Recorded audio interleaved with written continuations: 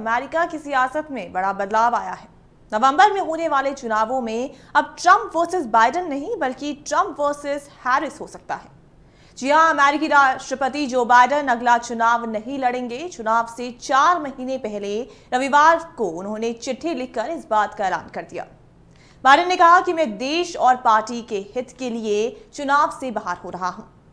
Biden ने राष्ट्रपति पद की रेस से हटने के साथ डेमोक्रेटिक पार्टी की प्रेसिडेंशियल कैंडिडेट के तौर पर उपराष्ट्रपति कमला हैरिस का नाम आगे बढ़ाया। भारतवंशी कमला ने भी बाइडेन के समर्थन को स्वीकार करते हुए कहा है कि वो राष्ट्रपति पद की उम्मीदवारी जीतने के लिए तैयार है। दरअसल अमेरिका में 28 जून को हुई प्रेसिडेंशियल डिबेट के बाद बाइडेन की डेमोक्रेटिक पार्टी के नेता ये मांग कर रहे थे कि वो राष्ट्रपति पद के लिए उम्मीदवारी छोड़ दें।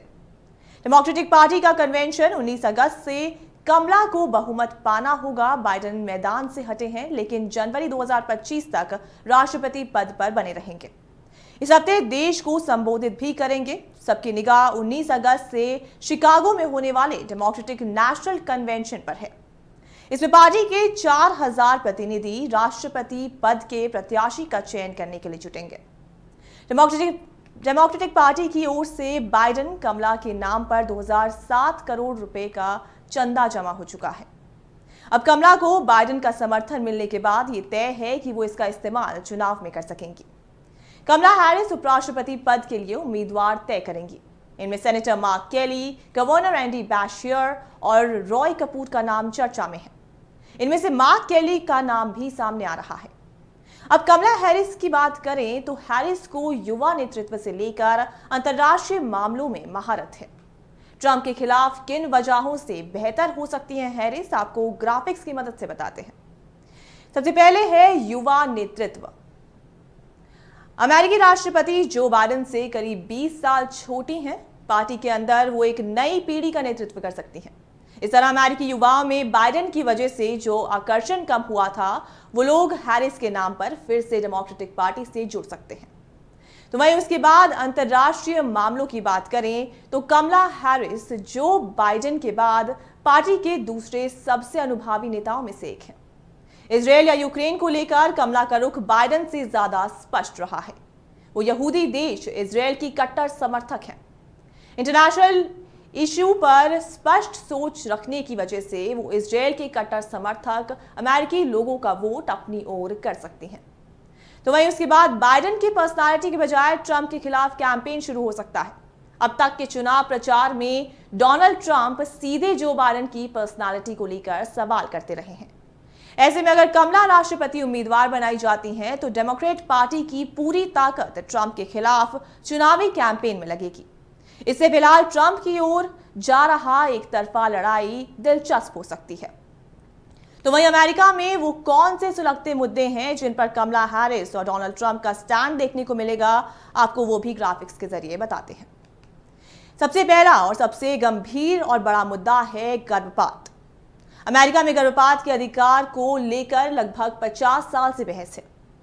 इसमें एक का मानना है कि गर्भ में बच्चे की जान लेना पाप है। डोनाल्ड ट्रंप की रिपब्लिकन पार्टी इसका समर्थन करती है। तो वहीं एक दूसरा धड़ा यह है कि जिसका मानना है कि महिलाओं का उनके शरीर पर पूरा अधिकार है। अगर वो बच्चा नहीं चाहती तो उन्हें प्रेगनेंसी के शुरुआती 12 हफ्तों में गर्भपात कराने का पूरा हक है। इस धड़ को डेमोक्रेटिक पार्टी का समर्थन है। तो वहीं उसके बाद गैर कानूनी प्रवासी। अमेरिकी चुनाव से पहले ट्रंप गैर कानूनी प्रवासियों को अमेरिका के लिए सबसे बड़ा मुद्दा बनाने में कामयाब रहे हैं।